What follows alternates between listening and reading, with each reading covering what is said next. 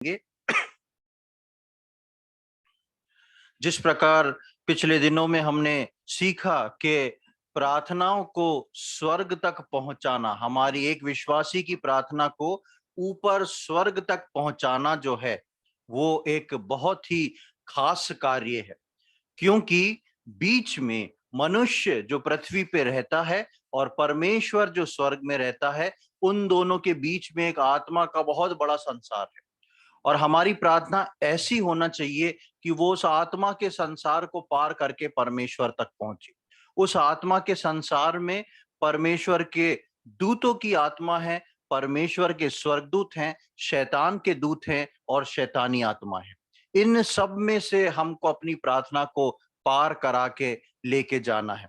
तो जब हम आत्मिक प्रार्थनाओं के बारे में सीखा कि आत्मिक प्रार्थना आत्मा में होके प्रार्थना करना, चाहे वो प्रार्थना छोटी हो चाहे वो प्रार्थना बड़ी हो, आत्मा में भर के प्रार्थना करना हमारे लिए बहुत आवश्यक है। आज हम निकालेंगे यूहन्ना रचित सुसमाचार उसका 15वां अध्याय, gospel according to John chapter 15। यूहन्ना रचित सुसमाचार उसका 15वां अध्याय, उसमें से एक आयत को हम पढ़ेंगे, 7वीं आयत, 7th वर्स। यदि तुम मुझ में बने रहो और मेरा वचन तुम में बना रहे तो जो चाहो मांगो और वह तुम्हारे लिए हो जाएगा। एक बहुत ही बेसिक बात प्रभु यीशु मसीह यहाँ पर बोलते हैं, और जब हम इसको सीधे पूरा पढ़ते हैं तो हम उसको उस रीति से नहीं लेते जिस रीति से यहाँ पर वो लिखा हुआ है। यीशु मसीह एक बहुत ही सरल, सिंपल और एक छोटी सी बात बोलते हैं कि यदि तुम मुझ में बने रहो और मेरा वचन तुम में बना रहे। एक विश्वासी कभी भी आत्मिकता में तब तक नहीं उतर सकता जब तक प्रभु उस यीशु मसीह उसके अंदर बना ना रहे और वो परमेश्वर के वचनों में ना बना रहे। दोनों को एक साथ बने रहना बहुत जरूरी है, तभी हम एक आत्मिक प्रार्थना को कर पाएंगे। इसलिए प्रभु यीशु मसीह बोलते हैं यदि तुम मुझ में बने रहो, प्रभु यीशु मसीह में बने रहना और मेरा वचन जो है वो तुम्हारे अंदर बना रहे। दोनों का बने रहना ही मेरे और आपके मुंह से वो आत्मिक प्रार्थना को बाहर निकलवा सकता है। जब तक हम प्रभु यीशु मसीह में ना बने रहें, जब तक हम वचन में ना बने रहें, हम अपनी आत्मिक प्रार्थना की शुरुआत नहीं कर सकते। उसी के आगे हम एक और आयत को देखेंगे, पहला यूहन्ना उसका 5वां अध्याय, 1 जॉन चैप्टर 5। पहला यूहन्ना 5वां अध्याय और उसकी 14वीं आयत, 14th वर्स। और हमें उसके सामने जो हियाव होता है वह यह है कि यदि हम उसकी इच्छा के अनुसार कुछ मांगते हैं तो वह हमारी सुनता है। हाँ, दूसरी बात आ जाती है, और हमें उसके सामने जो हियाव होता है, जो कॉन्फिडेंस आता है प्रार्थना में कुछ मांगने का, प्रार्थना में कुछ रखने का, वो इसलिए आता है कि वो बोलता है कि यदि हम उसकी इच्छा के अनुसार कुछ मांगे। उसकी इच्छा मुझको और आपको कैसे पता पड़ेगी? उसकी इच्छा मुझको और आपको तब पता पड़ेगी जब हम प्रभु यीशु मसीह में बने रहेंगे और प्रभु का वचन हमारे अंदर बना रहेगा, जो हमने यूहन्ना 15 के 7 में पढ़ा। वहां पे यीशु मसीह बोलते हैं, यदि तुम मुझ में बने रहो और मेरा वचन तुम में बना रहे तो जो चाहे मांगो और वो तुम्हारे लिए हो जाएगा। इसकी शुरुआत यदि से है और बीच में तो लगा हुआ है, यानी कि एक शर्त और नियम है प्रार्थना के लिए कि वो प्रार्थना मेरी और आपकी आत्मिक प्रार्थना होना चाहिए। और आत्मिक प्रार्थना ऐसा नहीं कि हम आंख बंद करके बैठे हैं और हम थोड़ी देर में भजन कर लिया, गीत गा लिया और हमको लग रहा है कि हाँ बहुत प्रभु की भरपूरी में भर गए हैं, अब जो है हम प्रार्थना करेंगे तो वो आत्मा से होगी। नहीं, वो सिर्फ आपकी और मेरी सोच है। वो सिर्फ मुझको और आपको शरीर में कुछ भाव, प्रभु की शांति महसूस हो रही है। वो उसके पीछे एक बड़ी बात है, और वो ये है प्रभु यीशु मसीह में बने रहना और उसका वचन हमारे अंदर बना रहना।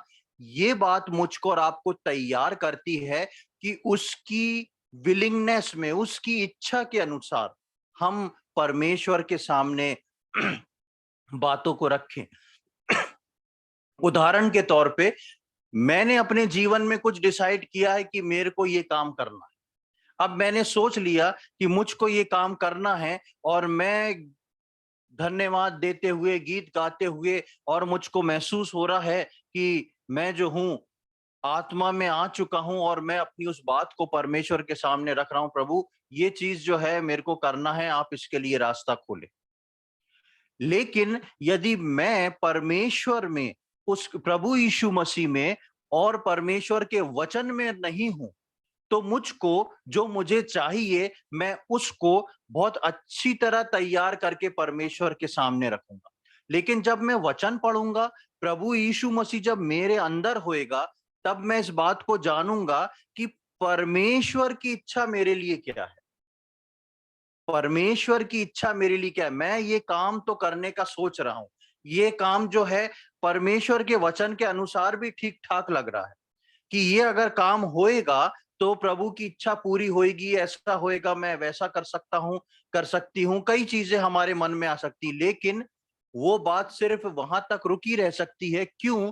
क्योंकि प्रभु यीशु मसीह मेरे अंदर नहीं है और ना मैं उसके वचन में बना। इसीलिए यहाँ पर पहला यूहन्ना में लिखता है, और हमें उसके सामने जो हियाव होता है, जो कॉन्फिडेंस आता है, वो इसलिए आता है जब हम आत्मा से भर के प्रार्थना करते, वो इसलिए आता है क्योंकि हम जानते हैं परमेश्वर की योजना और इच्छा क्या है।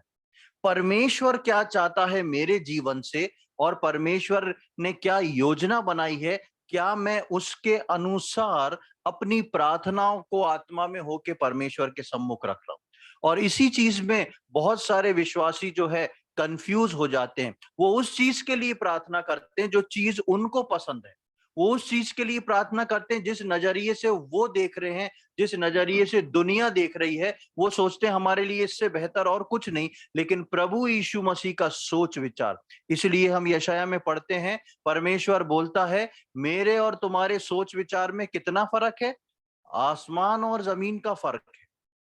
वो परमेश्वर जो ऑलरेडी स्वर्ग में रहता है और हम पृथ्वी पे रहते हैं, हम दोनों की दूरी बहुत है।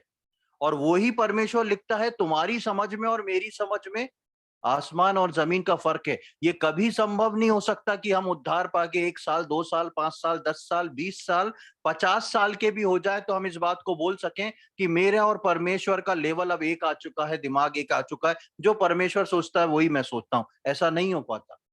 क्यों? क्योंकि मैं और आप मनुष्य हैं। जितना हम प्रभु यीशु मसीह के पीछे चलते हैं, जितना प्रभु यीशु मसीह में हम भरते जाते हैं, वो हमारे अंदर वास करने लगता है, उसका वचन हमारे अंदर वास करने लगता है। तब हम उसकी इच्छा को जान पाते हैं और तब हम सही आत्मिक प्रार्थना को परमेश्वर के सम्मुख लेके आते हैं। पहली चीज हमने देखी आत्मा में होके प्रार्थना करना। दूसरी बात में हम जब उसी में आगे की ओर बढ़ रहे हैं, अभी हम दूसरे पॉइंट में नहीं है, हम आत्मा में होके प्रार्थना करने को ही लेके आगे चल रहे हैं कि आत्मा में होके किस प्रकार कैसी प्रार्थना करना, आत्मा में होके लेकर किस प्रकार कैसी प्रार्थना करना। और आगे हम देखेंगे कि क्यों ये इतना जरूरी है। और जब उस बात को आप समझेंगे तो आपको स्वयं अपनी शारीरिक प्रार्थना पे हंसी आ जाएगी और आपको समझ में आएगा कि कैसे मेरी प्रार्थनाएं जो है व्यर्थता में निकल जाती हैं अभी तक। दूसरी बात, प्रभु यीशु मसीह का वचन बताता है, परमेश्वर का वचन इस बात को बताता है, आत्मा में होके जब हम प्रार्थना करते हैं। अब आज के दिन के लिए दूसरी बात हम सीखने जा रहे हैं, वो है ऑथराइजेशन। एक ऑथराइजेशन मेरे और आपके जीवन में जरूरी है। आत्मा में भरपूरी ली, प्रभु यीशु मसीह हमारे अंदर रहा, हम परमेश्वर के वचनों में बने रहे, उसके बाद हमने एक आत्मिक प्रार्थना को किया। और जब हमने आत्मिक प्रार्थना को किया, उस आत्मिक प्रार्थना के बाद एक ऑथराइजेशन जरूरी है। जिस प्रकार हम जब बैंक के लिए अपना चेक किसी को देते हैं, उस चेक में हम नीचे जब तक अपने सिग्नेचर नहीं कर दें, तब तक वो जो व्यक्ति को दिया है उसको पैसा नहीं मिलेगा। वो व्यक्ति जो है उसमें हमने अमाउंट भर के दिया, चेक पे साइन करके दिया, वो व्यक्ति उसको हमारे बैंक की ब्रांच में या अपने बैंक की ब्रांच में जमा करेगा, वो पर्टिकुलर उस व्यक्ति के ब्रांच में चेक जाएगा, और जब वो लोग उसका अकाउंट नंबर डालेंगे तो उनको उनके कंप्यूटर स्क्रीन पे उसके सिग्नेचर का एक फोटो दिखाई देगा। वो दोनों सिग्नेचरों को मैच कर लेते हैं और तुरंत पेमेंट को पास कर देते हैं। वो है ऑथराइजेशन। जब प्रभु यीशु मसीह को लेके, प्रभु यीशु मसीह के नाम से हम प्रार्थना करते हैं, तो हमारी प्रार्थना जब हम सौंपते हैं, तो वो सौंपी हुई प्रार्थना कैसी होना चाहिए, परमेश्वर का वचन क्या बताता है, हम देखेंगे। यूहन्ना रचित सुसमाचार उसका 14वां अध्याय, gospel according to John chapter 14, और उसकी 13वीं 14वीं आयत को हम पढ़ेंगे। जो कुछ तुम मेरे नाम से मांगोगे वही मैं करूंगा, कि पुत्र के द्वारा पिता की महिमा हो। यदि तुम मुझसे मेरे नाम से कुछ मांगोगे तो मैं उसे करूंगा। यहाँ पर दूसरी साधारण बात हमको लगती है कि प्रभु यीशु मसीह बोल रहा है, मेरे नाम से जो कुछ भी तुम पिता से मांगोगे वो मैं तुम्हारे लिए कर दूंगा। लेकिन ये इसमें बहुत ज्यादा गहराई छुपी हुई है। पुराने नियम के लोग प्रभु यीशु मसीह को नहीं जानते थे, वो जानते थे कि हमारा एक मसीहा आने वाला है, लेकिन उनकी प्रार्थना में उस मसीहा का कोई जिक्र नहीं था। वो लोग सीधे प्रार्थना करते थे, हे परमेश्वर हमारे लिए ऐसा कर दे, हे परमेश्वर हम संकट में हैं, हे परमेश्वर ऐसा। लेकिन नए नियम के विश्वासियों के लिए ये बहुत जरूरी है कि वो अपनी प्रार्थना को किसके नाम में खत्म करते हैं। आत्मा में होके प्रार्थना करना, और आत्मा में होके प्रार्थना करने के बाद प्रभु यीशु मसीह के नाम से उसको मांगना, वो सील लगती है, वो सिग्नेचर होता है जो हमारी उस प्रार्थना को नीचे से ऊपर की ओर ले जाता है। आपने देखा होगा, आप अपने एटीएम कार्ड के लिए अप्लाई करें बैंक में, या कुछ खास कॉन्फिडेंशियल चीज के लिए अप्लाई करें, और बैंक से जब वो चीज आता है तो आपके घर से कोई भी निकल जाए, वो कहते हैं वो कौन है जिसका नाम लिखा, उसके साइन करके उसके हाथ में देते हैं। क्यों देते हैं? वो कॉन्फिडेंशियल चीज होती है, एटीएम कार्ड हुआ, पासपोर्ट हुआ, इस प्रकार की खास चीजें जो हैं, वो पोस्टमैन आएगा भी तो जिस व्यक्ति का कोशिश करेगा, जिस व्यक्ति का या तो वो आपके घर को जानता हो तो बात अलग है, नहीं तो वो एक सिग्नेचर जरूर लेके जाएगा। जिसके नाम की चीज है उसके नाम पर पहुंचना। अब वापिस उस पुरानी जगह पे आ जाएं, हम और आप जो हैं, हमारे और आपके और परमेश्वर के बीच में एक आत्माओं का संसार है, और इस आत्माओं के संसार में जब हमारी प्रार्थना जाती है और जब उस पर प्रभु यीशु मसीह के नाम की सील लगती है, यीशु मसीह के नाम से हमारा वो पत्र जो है या प्रार्थना निवेदन जो है वो स्वर्ग जाता है। और इसलिए मेरे और आपके लिए ये बहुत जरूरी है, विश्वासियों के लिए, हम चाहे एक लाइन की प्रार्थना करें, चाहे आधे घंटे की प्रार्थना करें, प्रार्थना जो है प्रभु यीशु मसीह के नाम से मांगना बहुत जरूरी है। इसलिए यहाँ पर प्रभु यीशु मसीह ने बोला कि यदि तुम मुझसे मेरे नाम से कुछ मांगोगे तो मैं उसे करूंगा। कुछ भी हम प्रभु यीशु मसीह के नाम से मांगेंगे तो वो करेगा, पर नाम जो होता है वो प्रभु यीशु मसीह का नीचे, पिता से प्रार्थना कर रहे हैं, प्रभु से प्रार्थना कर रहे हैं, और प्रभु यीशु मसीह के नाम से हम प्रार्थना करना जरूरी है। और दूसरी चीज, अच्छा है कि हम स्पष्ट बोलें, अपने उद्धारकर्ता प्रभु यीशु मसीह के नाम से हम इस प्रार्थना को या इस विनती को मांगते हैं। जैसे ही हम आत्मिक प्रार्थना करके इसको करते हैं, हम प्रभु यीशु मसीह के लहू को, उसकी उसके नाम की उस सील को उस प्रार्थना में लगाते हैं, और वो सील जो है स्वर्ग तक कोई तोड़ नहीं सकता। इसलिए वो यहां से लग के जाना जरूरी है। पहली चीज आत्मिक प्रार्थना, दूसरी चीज क्यों आत्मिक प्रार्थना किस प्रकार होती है, तीसरी चीज हमने देखी कि उस प्रार्थना में एक ऑथराइजेशन जरूरी है। अब हम आगे की ओर आएंगे। जब हम प्रार्थना करते हैं, जब हम साधारण प्रार्थना नहीं, जब हम आत्मिक प्रार्थना करते हैं, परमेश्वर के वचन के अनुसार प्रभु यीशु मसीह में बने रह के, और वचन हमारे अंदर बना है, और परमेश्वर के वचन के अनुसार हम प्रभु की इच्छा के अनुसार उस हियाव के साथ आत्मा में जब हम प्रार्थना करने जा रहे हैं, तो उस प्रार्थना के बाद क्या होता है? यहां मैंने और आपने प्रार्थना करी और आमीन बोला। ठीक उस आमीन के बाद क्या होता है, उस बात की एक छोटी सी सैर पे मैं आपको आज लेके जाऊंगा कि जब हम आमीन करते हैं, उस आमीन के बाद क्या होता है। उसके लिए भी उसका एक छोटा सा इतिहास समझना बहुत जरूरी है। हम निकालेंगे उत्पत्ति की किताब, उसका 28वां अध्याय, बुक ऑफ जेनेसिस चैप्टर 28। उत्पत्ति की किताब उसका 28वां अध्याय और 10वीं आयत से लेके 13वीं आयत तक हम पढ़ेंगे। याकूब बेरशेबा से निकलकर हारान की ओर चला और उसने किसी स्थान में पहुंचकर रात वहीं बिताने का विचार किया, क्योंकि सूर्य अस्त हो गया था। इसलिए उसने उस स्थान के पत्थरों में से एक पत्थर ले अपना तकिया बनाकर रखा और उसी स्थान में सो गया। तब उसने स्वप्न में क्या देखा कि एक सीढ़ी पृथ्वी पर खड़ी है और उसका सिरा स्वर्ग तक पहुंचा है, और परमेश्वर के दूत उस पर से चढ़ते उतरते हैं। और यहोवा उसके ऊपर खड़ा होकर कहता है, मैं यहोवा तेरे दादा अब्राहम का परमेश्वर और इसहाक का भी परमेश्वर हूँ। जिस भूमि पर तू लेटा है उसे मैं तुझको और तेरे वंश को दूंगा। हाँ, यहाँ पर हम कुछ दिन पहले भी इस बात पे मनन कर रहे थे। अब्राहम की संतान, परमेश्वर ने अब्राहम को चुना, उसको आशीषित किया। अब्राहम से इसहाक और इसहाक से याकूब आया। और याकूब, हम पिछले दिनों में देख रहे थे कि कैसे परमेश्वर ने याकूब को उसके उस कंफर्ट जोन में से निकाल के भेजा बाहर।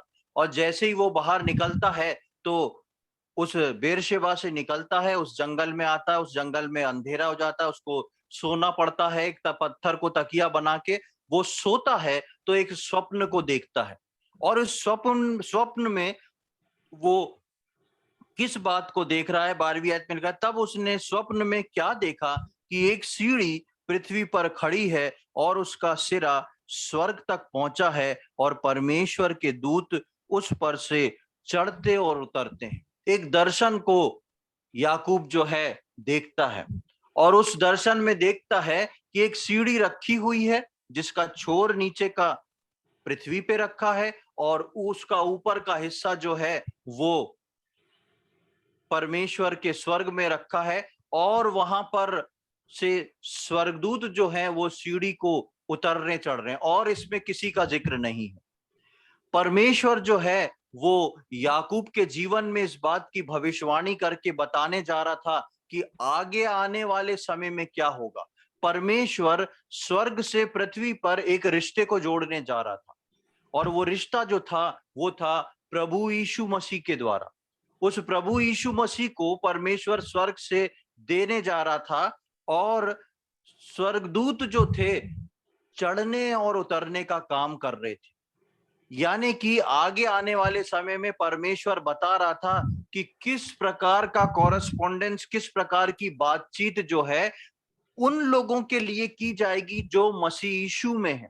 वो सीढ़ी जो है वो प्रभु यीशु मसीह को दिखलाती है, और उस पे चढ़ने उतरने वाले जो दूत हैं वो प्रभु यीशु मसीह में बने हुए लोग जो पृथ्वी पर हैं उनके लिए कार्य करते हुए बताते हैं। और ये स्वर्गदूत जो है ऊपर चढ़ते नीचे उतरते, ऊपर चढ़ते नीचे उतरते। जब हम इन स्वर्गदूतों के बारे में पढ़ते हैं, तो स्वर्गदूत जो हैं विश्वासियों के जीवन में बहुत ही इंपॉर्टेंट रोल को निभाते हैं। जैसा मैंने बताया, हम जानते नहीं कि जब हम आमीन कर लेते हैं उसके बाद क्या होता है। परमेश्वर ने अपने विश्वासियों के लिए, अपने बच्चों के लिए स्वर्गदूतों को चुन के रखा हुआ है।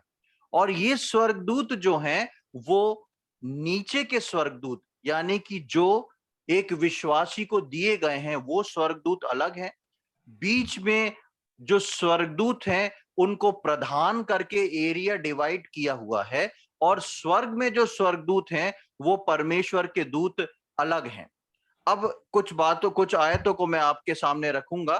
बाइबल बताती है कि जो प्रभु की संतान बन जाते हैं उनको परमेश्वर का दूत जो है मिलता है और घेर के रखता है। सबसे पहले हम पढ़ेंगे भजन संहिता उसका 34वां अध्याय और उसकी 7वीं आयत, Psalms 34 वर्स 7। भजन संहिता 34वां अध्याय और उसकी 7वीं आयत। यहोवा के डरवैयों के चारों ओर उसका दूत छावनी किए हुए उनको बचाता है। हाँ, यहोवा के डरवैयों यानी कि परमेश्वर के लोग, प्रभु यीशु मसीह के द्वारा उद्धार पाए हुए विश्वासियों के लिए लिखा है कि यहोवा के डरवैयों के चारों ओर उनका दूत छावनी किए हुए उनको बचाता है। छावनी क्या होती है? छावनी क्या होती है? जहां पर हम देखते हैं पुलिस की छावनी लगी या मिलिट्री की छावनी लगी, यानी कि उस छावनी में एक से अधिक सैनिक जहां पर इकट्ठा होते, मतलब एक जगह पर जाके रुक जाते हैं, एक जगह पे जाके खड़े हो गए हैं या एक जगह बना के अपना एक कैंप बना लिया, वहां पर इंतजार कर रहे हैं, वो है छावनी, मतलब एक से ज्यादा का ग्रुप। यहां पर लिखा है यहोवा के डरवैयों के चारों ओर उसका दूत छावनी किए रहता है, यानी कि परमेश्वर के लोगों के लिए काम करने के लिए, उनको बचाने के लिए परमेश्वर के स्वर्गदूत नियुक्त हैं। दूसरी बात हम देखेंगे मत्ती रचित सुसमाचार उसका 18वां अध्याय, गॉस्पेल अकॉर्डिंग टू मैथ्यू, मत्ती रचित सुसमाचार उसका 18वां अध्याय और उसकी 10वीं आयत को पढ़ें। देखो तुम इन छोटों में से किसी को तुच्छ ना जानना, क्योंकि मैं तुमसे कहता हूँ कि स्वर्ग में उनके दूत मेरे स्वर्गीय पिता का मुंह सदा देखते हैं। हाँ, यहां पर प्रभु यीशु मसीह बोल रहा है किन के दूत? यहां पर ये नहीं लिखा मेरे दूत, यहां पर लिखा है स्वर्ग में उनके दूत मेरे स्वर्गीय पिता का मुंह सदा देखते रहते हैं। ये जो दूत हैं ये विश्वासी लोगों को, विश्वास करने वाले जनों को परमेश्वर की ओर से दिए जाते हैं। और दूसरी बात हम देखते हैं कि यहां पर लिखा है वो मेरे स्वर्ग में उसके दूत मेरे स्वर्गीय पिता का मुंह सदा देखते रहते हैं। ये दूत स्वर्ग में यानी कि ऊपर जाके परमेश्वर के बाजू में खड़े होकर नहीं देख रहे हैं, ये वो दूत हैं जो मेरी और आपकी सहायता के लिए, मेरे और आपके लिए दे दिए गए हैं। और ये स्वर्गदूत जो हैं, जैसे ही हम आमीन करते हैं, हम इस बात को रख रहे थे, हम आमीन कर देते हैं आत्मिक प्रार्थना करने के बाद, जिस क्षण हम आत्मिक प्रार्थना को लेके आमीन करते हैं, हमारी प्रार्थना जो ऊपर की ओर जाती हैं और इसको जाने में कोई बहुत समय नहीं लगता। यहां आमीन करा, वहां प्रार्थना गई। वो आपकी और मेरी प्रार्थना पे डिपेंड करता है कि उसको आत्मिक संसार में कितनी रुकावटें आएंगी। लेकिन जैसे ही हमारी प्रार्थना परमेश्वर के पास पहुंचती है, बेशक मैं और आप प्रार्थना करके भूल जाएं, लेकिन मेरे और आपके स्वर्गदूत जो मुझको और आपको दिए हैं, वो पिता की ओर मुंह करके देखते रहते हैं, हे पिता, इस बच्चे ने आपसे प्रार्थना करी, इसका क्या हुआ? कई बार हम विचलित होते हैं, बहुत समय से प्रार्थना कर रहे हैं, कुछ उसका हल नहीं निकल रहा। लेकिन यदि मैंने और आपने आत्मिक प्रार्थना की है, यदि मैंने और आपने प्रभु यीशु मसीह में होके और वचनों में बने होके उस हियाव से उसकी इच्छा के अनुसार प्रार्थना की है, हम यहाँ पर आमीन करते हैं, हमारे स्वर्गदूत, हो सकता है हम आमीन करके अपने काम को निकल जाएं, लेकिन हमारे स्वर्गदूत जो हैं वो नित्य परमेश्वर का मुंह देखते रहते हैं। क्यों देखते रहते हैं? प्रभु, इसका क्या हुआ, या अभी आपके पास जो हो अर्जी पहुंचाई गई है, इस प्रार्थना को पहुंचाया गया। एक और आयत को देखेंगे, इब्रानियों उसका पहला अध्याय, Hebrews chapter 1।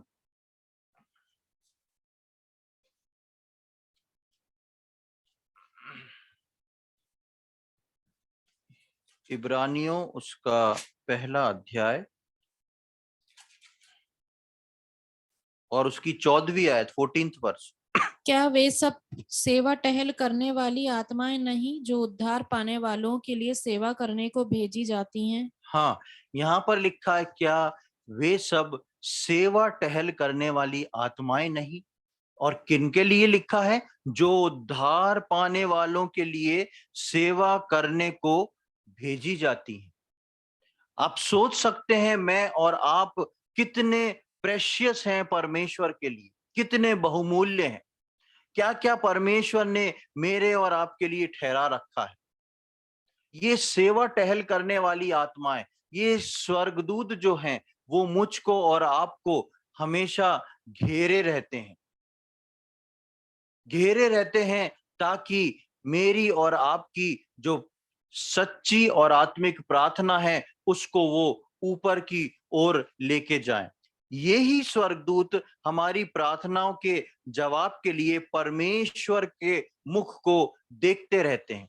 यही स्वर्गदूत, जब हमने आत्मिक प्रार्थना करके आमीन करते हैं, तो ये हमारे स्वर्गदूत, बेशक हो सकता है हम भूल जाएं हम क्या प्रार्थना करके निकले हैं, लेकिन ये स्वर्गदूत हमारी उन प्रार्थनाओं को बहुत ही सीरियसली लेके परमेश्वर की ओर अपना मुख करे रहते हैं, कि हमारा स्वर्ग में जो परमेश्वर है वो अपने इन बच्चों के लिए कब कब प्रार्थना का उत्तर लेके आने वाला है। वो परमेश्वर को एक प्रकार से बार बार अपने मुख को ऊपर करके इस बात को रिवाइज करवाते हैं कि परमेश्वर इसकी प्रार्थना का क्या हुआ, परमेश्वर इसकी प्रार्थना का क्या हुआ। जब ये दूत प्रार्थना के लिए देखते हैं, परमेश्वर जवाब जो है इन स्वर्गदूतों को नहीं देता। ये वो दूत हैं जो मेरे और आपके लिए इस जगह पर दिए गए हैं। जब वो प्रार्थना परमेश्वर के सम्मुख पहुंच गई, यहां से स्वर्गदूत जो है परमेश्वर को देखते जा रहे हैं, निहारते जा रहे हैं कि कब इस व्यक्ति की प्रार्थनाओं का जवाब आने वाला है।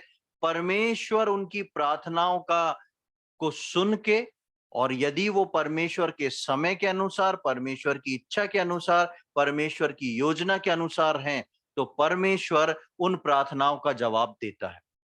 परमेश्वर अब प्रार्थनाओं का जवाब कैसे देता है? परमेश्वर ये नहीं कहता वहां से, ओके ठीक है चलो ये हुआ। परमेश्वर हमारी प्रार्थनाओं के जवाब के लिए दूसरे स्वर्गदूत नियुक्त हैं, जो वो हमारी प्रार्थनाओं को लेके इस पृथ्वी पर आते हैं, हमारी प्रार्थनाओं के उत्तर को लेके इस पृथ्वी पर आते हैं। इस कारण से जो याकूब ने स्वप्न में दर्शन देखा था, वो आगे की भविष्यवाणी थी कि प्रभु यीशु मसीह जो सीढ़ी के समान स्वर्ग और पृथ्वी को जोड़ने पर है, और स्वर्गदूत जो है उस पे आना जाना करते दिख रहे हैं, चढ़ते उतरते दिख रहे हैं, बहुत बिजी है। और इन सब बातों के ऊपर एक गंभीर बात हम वहां पर देखते हैं कि याकूब देखता है कि सीढ़ी के ऊपर स्वर्ग में परमेश्वर खड़ा हुआ है। परमेश्वर सिंहासन पे बैठा नहीं था, परमेश्वर सिंहासन पर नहीं था, वो सीढ़ी के उस छोर पे खड़ा होके नीचे निहार के याकूब से बात कर रहा है। परमेश्वर का उस जगह पर खड़ा होना इस बात का संकेत था याकूब को, और इस बात की भविष्यवाणी थी कि आगे जो मैं काम करने जा रहा हूं वो बहुत बहुमूल्य है और वो बहुत ही खास है। जिसके जिसके एक्शन के लिए, जिसके एक्शन को प्लान करने के लिए, जिसके एक्शन को कंप्लीट और पूरा करने के लिए परमेश्वर स्वयं जो है खड़ा हुआ है सिंहासन से, और वो सीढ़ी के ऊपर खड़ा है, क्योंकि परमेश्वर को अपना इकलौता पुत्र प्रभु यीशु मसीह इस पृथ्वी पे भेजना था। परमेश्वर को एक ऐसा जोड़ बनाना था जो पृथ्वी से स्वर्ग तक एक पुल बन जाए, एक सीढ़ी का काम दे। और परमेश्वर ने उस कार्य को करने के लिए परमेश्वर खड़ा हो गया, और परमेश्वर ने एक सीढ़ी को बनवाया, और वो सीढ़ी जो थी वो प्रभु यीशु मसीह थी। और प्रभु यीशु मसीह में आए हुए लोगों के लिए प्रार्थनाओं का आदान प्रदान होता है। स्वर्गदूत हमारे प्रार्थना को लेके प्रभु के सम्मुख रखते हैं, और परमेश्वर जब उन प्रार्थनाओं को देखता है तो स्वर्गदूतों को भेज के उत्तर देता है। हमारी प्रार्थनाओं को लेके परमेश्वर का मुख निहारने वाले स्वर्गदूत अलग हैं, जो हमने अभी इब्रानियों 1:14 में पढ़ा, और हमने मत्ती में पढ़ा कि प्रभु यीशु मसीह बोलते हैं कि उनके स्वर्गदूत मेरा मुख देखते रहते हैं। और इब्रानियों में हमने पढ़ा कि क्या वे सब सेवा टहल करने वाली आत्माएं नहीं, जो उद्धार पाने वालों के लिए सेवा टहल करने को दी गई हैं। और भजन में हमने पढ़ा कि परमेश्वर का दूत उनके चारों ओर छावनी किए रहता है। ये वो दूत हैं जो पृथ्वी पे मेरे और आपके साथ 24 घंटे रहते हैं। 24 घंटे, चाहे हम बाथरूम में नहा रहे हों चाहे हम किचन में काम कर रहे हों, चाहे हम रात में सो रहे हों, चाहे हम कहीं क्यों ना हो। इसलिए एक विश्वासी को हमेशा सावधान रहना चाहिए। वो चलते हुए क्या बात अपने मुंह से बोल रहा है, क्या बातों को सोच रहा है, क्या कार्यों को वो कर रहा है। मेरे और आपके साथ पवित्र स्वर्गदूत जो रखे गए हैं, वो मेरी और आपकी ऐसी हरकतों को देख के लज जाते हैं। वो अपना नीचे मुंह करके खड़े हो जाते हैं कि हम जिसकी प्रार्थनाओं के लिए परमेश्वर का मुंह ताकते हैं, ये व्यक्ति विश्वासी होकर ऐसा कार्य कर रहा है। इसलिए ये जरूरी है कि विश्वासियों को हमेशा जितना हो सके सतर्क रहना जरूरी है। 24 घंटे मैं और आप निगरानी में हैं, और वो परमेश्वर के दूतों की निगरानी में। जो परमेश्वर ने मेरे और आपके लिए सहायता करने के लिए दी है, मेरी और आपकी प्रार्थना को ऊपर पहुंचाने के लिए दिए, मेरी और आपकी सेवा टहल करने के लिए दिए हैं। परमेश्वर का प्लान तो देखें कि कैसा अद्भुत है। इसीलिए भजन में हम पढ़ते हैं कि मनुष्य क्या है कि तू उसकी सुधि लेता है। मनुष्य, परमेश्वर से पूछा जा रहा है कि आखिर ये मनुष्य ऐसा क्या है इसमें खास कि तू इसको मरने नहीं दे रहा है। आदम और हवा के बाद भी, पाप करने के बाद भी बाहर निकाल दिया, लेकिन उनकी नग्नता छुपाने के लिए उनको चमड़ा पहना दिया। जब पूरी पृथ्वी पाप से लैस हो गई, तब भी तूने पूरे संसार को तबाह कर दिया, लेकिन उसके बाद भी नूह और उसके परिवार के 8 जनों को लेके चुन के अलग कर दिया और इस जनरेशन को छोड़ दिया, क्योंकि परमेश्वर ने मनुष्य जाति के साथ एक वाचा को बांधा, और उस वाचा को उस सीढ़ी के द्वारा परमेश्वर ने मजबूत करके जोड़ दिया। इसीलिए मेरी और आपकी प्रार्थना जो है वो आत्मिक होना चाहिए।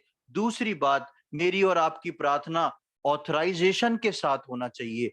तीसरी चीज, मेरी और आपकी प्रार्थना जो है जब हम आमीन करते हैं तो परमेश्वर के दूत, परमेश्वर का प्रोसेस शुरू होता है।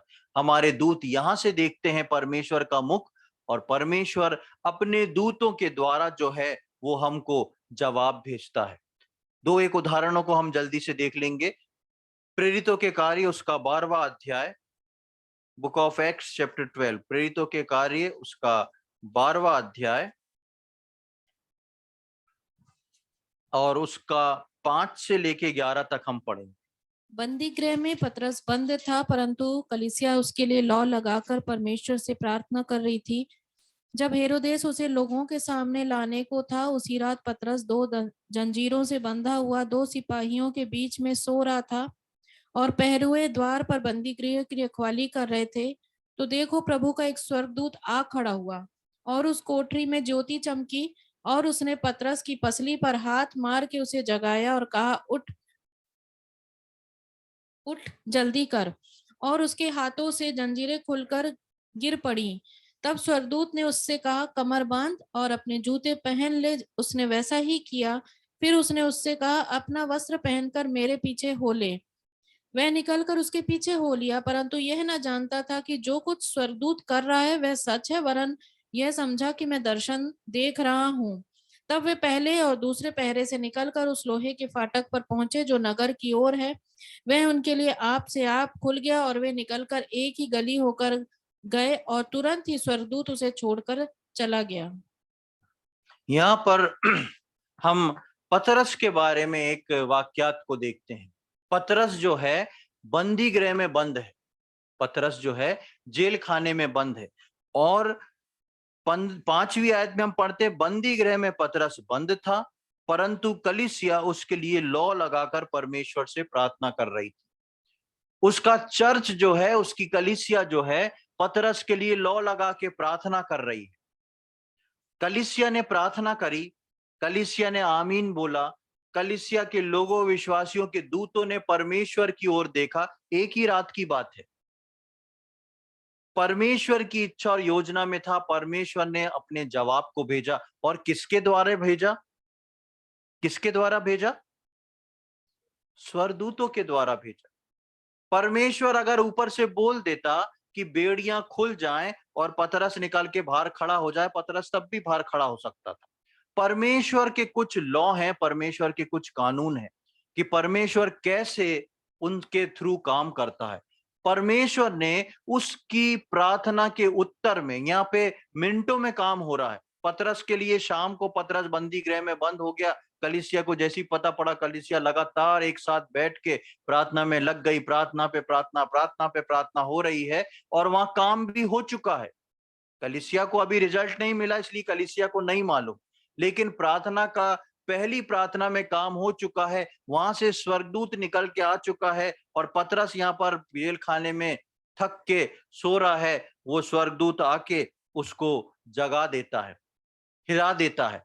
और वो स्वर्गदूत हिला के क्या करता है, उसको जेल खाने में से बाहर निकाल के एक उस सारे जेल खाने के दरवाजे खुलते हैं और जो मेन बड़ा लोहे का फाटक था उस नगर के लिए, वो भी अपने आप खुल जाता है और पतरस को उसके अंदर करके, और लिखा है वहां पे 10वीं आयत में हम पढ़ते हैं, तब वे पहले और दूसरे पहरे निकलकर लोहे के फाटक पर पहुंचे जो नगर की ओर था। वो उनके लिए आप ही आप खुल गए और वे निकलकर एक ही गली होकर गए और तुरंत ही स्वर्गदूत उसे छोड़कर चला गया।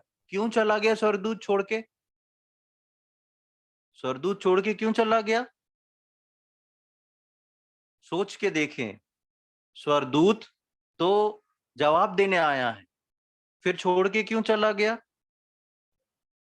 स्वर्गदूत सिर्फ उतना करता है जितना परमेश्वर ने उसको बोला है।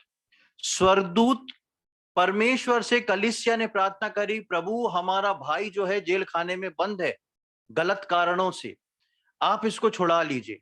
परमेश्वर ने प्रार्थना सुनी। उस कार्य को पूरा करने के लिए परमेश्वर ने स्वर्ग से अपने अपॉइंटेड दूत को भेजा। वो स्वर्ग से अपॉइंटेड दूत अपॉइंटेड टाइम के लिए आया। उसने पतरस को उठा के जहां तक पहुंचाना था वहां पहुंचाया और वापस, वो नहीं रुक रहा है वहां पर, वो वापस, यानी कि पहली प्रार्थना की गई, प्रार्थना सुनी गई, परमेश्वर ने जवाब दिया अपने दूत को भेज के, और जवाब देते ही दूत उस कार्य को करके वापस ऊपर। मेरे और आपके जीवन में भी जैसे ही हम आमीन करते हैं, वो प्रार्थना तुरंत परमेश्वर के पास पहुंच जाती है। सिर्फ ये जरूरी है कि हमारी प्रार्थना कैसी थी। अगर सही थी तो बिना रुकावट के वो परमेश्वर के पास पहुंचती है। परमेश्वर की इच्छा और योजना में है तो परमेश्वर उसके जवाब को तुरंत भेजता है स्वर्गदूतों के द्वारा, देरी नहीं करता परमेश्वर। दूसरी बात को हम देखते हैं कि ये तो दृश्य रूप में था। कई बार परमेश्वर ऐसे स्वर्गदूतों को भेजता है जो काम तो करते हैं लेकिन मनुष्य को दिखाई नहीं देते। ये परमेश्वर की मर्जी है कि कौन सी टीम में से कौन से स्वर्गदूत को कैसे भेजना है, उसको प्रकट करना है या नहीं करना। यही अपन प्रेरितों के कार्य के 16वें अध्याय में देखें, दूसरी घटना को देखते हैं, और ये घटना जो है पौलुस के बारे में। प्रेरितों के कार्य 16वां अध्याय और उसकी 25वीं आयत को केवल पढ़ें। आधी रात के लगभग पौलुस और सिलास प्रार्थना करते हुए परमेश्वर के भजन गा रहे थे और कैदी उनकी सुन रहे थे। हाँ बस, और इसके बाद इसकी अ, छब हाँ 26वीं आयत को भी पढ़ लें। इतने में एकाएक बड़ा भूकंप आया, यहाँ तक कि बंदी गृह की नींव हिल गई और तुरंत सब द्वार खुल गए और सबके बंधन खुल पड़े। हाँ, यहाँ पर आप इसको आगे पढ़ेंगे, ये हम पहले भी इस पे मनन कर चुके हैं, मैं इसको पूरा नहीं पढ़वा रहा हूं। पौलुस और सिलास जो थे बहुत बुरे मार खा के जेल में बंद थे और वो परमेश्वर से जेल में प्रार्थना करते हैं और परमेश्वर की आराधना कर रहे हैं, उसकी स्तुति कर रहे हैं। और हम देखते हैं कि इतने में एक बड़ा भूकंप आया और यहाँ तक कि बंदी गृह की नींव हिल गई और तुरंत सब द्वार खुल गए और सबके बंधन खुल पड़े। यहाँ पर आपको स्वर्गदूतों का कोई जिक्र नहीं दिखेगा, लेकिन यहाँ पर स्वर्गदूत आके ही इस काम को करके गया है। आपको स्वर्गदूत का जिक्र नहीं मिलेगा, लेकिन स्वर्गदूत आके ही इस काम को गया है। लेकिन यहाँ पर स्वर्गदूत किसी को दिखाई नहीं दिया। परमेश्वर अपने दूत को भेज के छावनी किए रहता है। ये जरूरी नहीं है कि मुझको और आपको हमारी प्रार्थनाओं के एवज में स्वर्गदूत दिखें या ना दिखें, लेकिन हमारी प्रार्थनाओं का उत्तर जो है वो परमेश्वर स्वर्गदूतों के ही द्वारा भेजता है। इसलिए उस सीढ़ी पे स्वर्गदूत थे। दानियल में हम पढ़ते हैं, उसको भी जल्दी से हम देख के समाप्त करेंगे। दानियल उसका 3रा अध्याय, दानियल उसका 3रा अध्याय और उसकी 20वीं आयत। फिर अपनी सेना में के कई एक बलवान पुरुषों को उसने आज्ञा दी कि शद्रक, मेशक और अबेदनगो को बांध कर उन्हें धधकते हुए भट्टे में डाल दो। 25 तक पढ़ लो। तब वे पुरुष अपने मोजों, अंगरखों, बागों और अन्य वस्त्रों सहित बांध कर उस धधकते हुए भट्टे में डाल दिए गए। वह भट्टा तो राजा की दृढ़ आज्ञा होने के कारण अत्यंत धधकाया गया था। इस कारण जिन पुरुषों ने शद्रक, मेशक और अबेदनगो को उठाया, वे ही आग की आंच से जल मरे। और उसी धधकते हुए भट्टे के बीच ये तीनों पुरुष शद्रक, मेशक और अबेदनगो बंधे हुए फेंक दिए गए। तब नबूकदनेस्सर राजा अचंभित हुआ और घबराकर उठ खड़ा हुआ और अपने मंत्रियों से पूछने लगा, क्या हमने उस आग के बीच 3 ही पुरुष बंधे हुए नहीं डलवाए? उन्होंने राजा को उत्तर दिया, हाँ राजा, सच बात है। फिर उसने कहा, अब मैं देखता हूँ कि 4 पुरुष आग के बीच खुले हुए टहल रहे हैं और उनको कुछ भी हानि नहीं पहुंची, और चौथे पुरुष का स्वरूप ईश्वर के पुत्र के सदृश है। हाँ, यहाँ पर हम देखते हैं कि आग में दानियल के साथियों को फेंक दिया जाता है, और जहां पर उनको फेंक दिया जाता है उसकी आंच इतनी बढ़ा दी जाती कि जो डालने वाले होते हैं वो झुलस जाते हैं।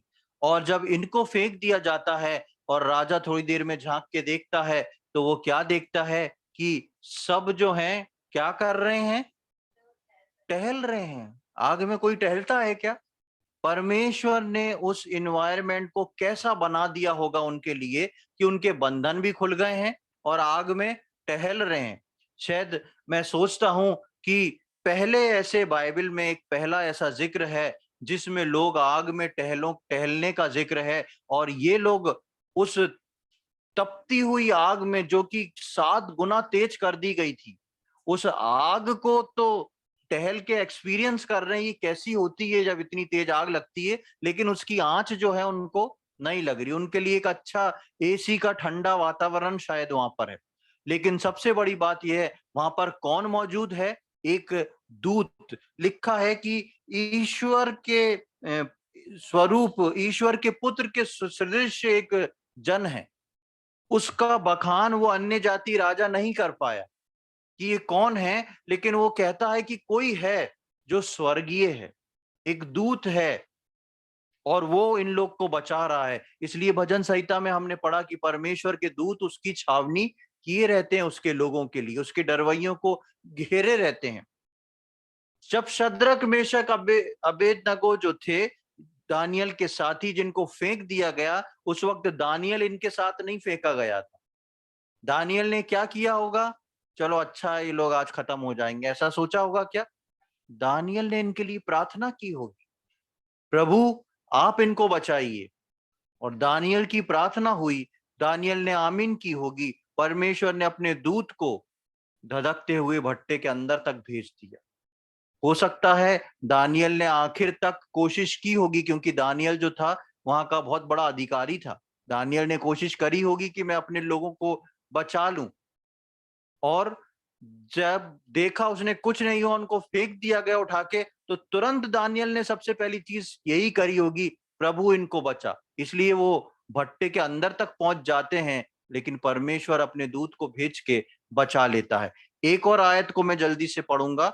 दानियल के 6वें अध्याय में हम देखते हैं, जब दानियल को शेरों की मान में डाल दिया जाता है, उसकी 16वीं आयत को देख लें।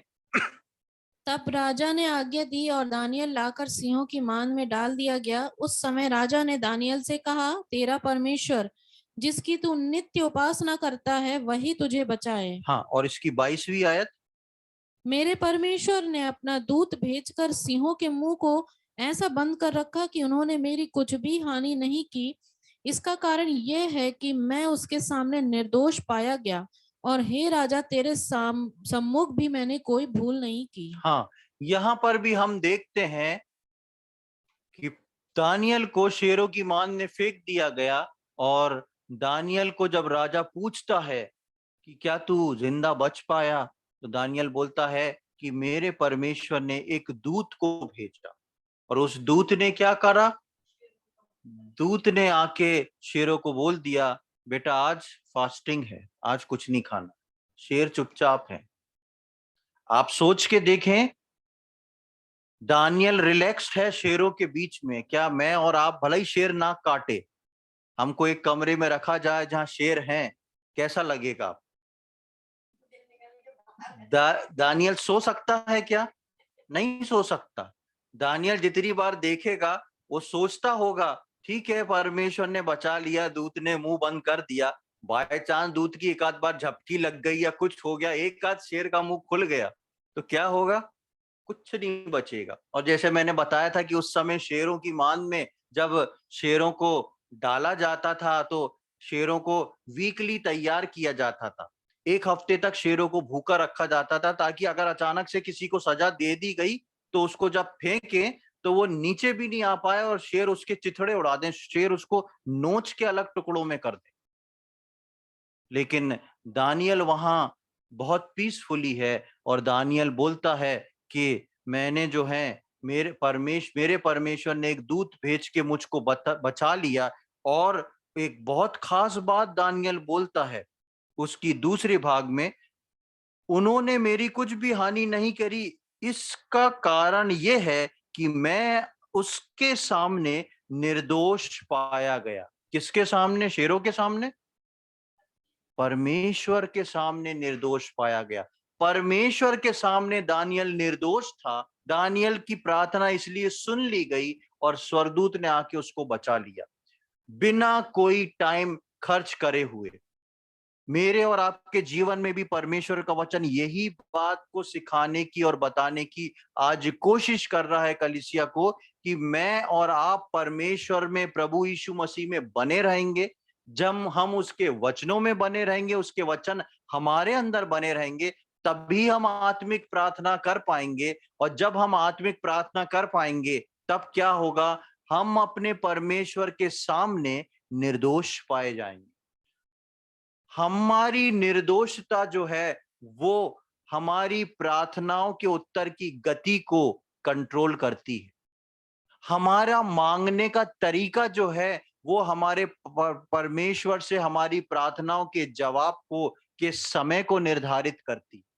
हमारा परमेश्वर में जीवन और आत्मिक प्रार्थना जो है वो इस बात को निर्धारित करती है कि कैसे और कितनी तेजी से हमारी प्रार्थना उस आत्मा के संसार को पार करके ऊपर जाती है। हमारी आत्मा में की गई प्रार्थना, एक प्रार्थना पृथ्वी से लेकर स्वर्ग तक के दूतों को काम पर लगा देती है। यहां हमने आमीन बोला, हमारा काम खत्म।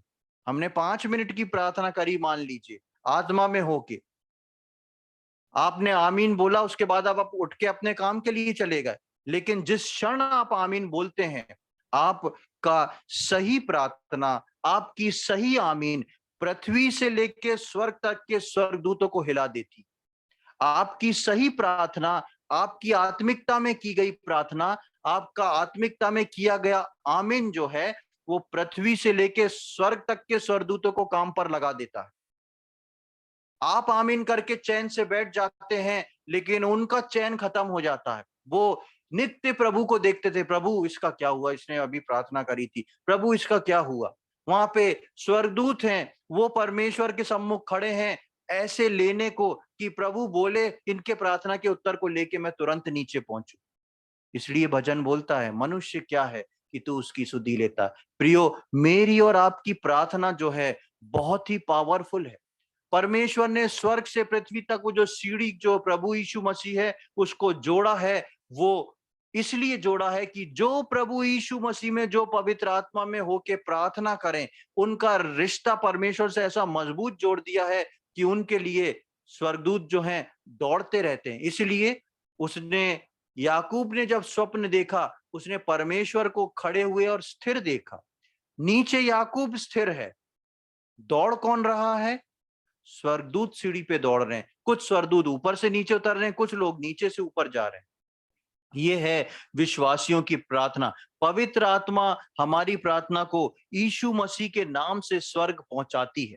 जब हम प्रार्थना आत्मा में होके करते हैं, वो पवित्र आत्मा हमारी प्रार्थनाओं में शब्द देके उसको आत्मिक प्रार्थना के स्वरूप में यीशु मसीह में और यीशु मसीह के नाम में उसको स्वर्ग पहुंचाती है। फिर हमारे दूत परमेश्वर के मुख को देखते रहते हैं और फिर स्वर्ग के दूत हमारे लिए जवाब को लेके आते हैं।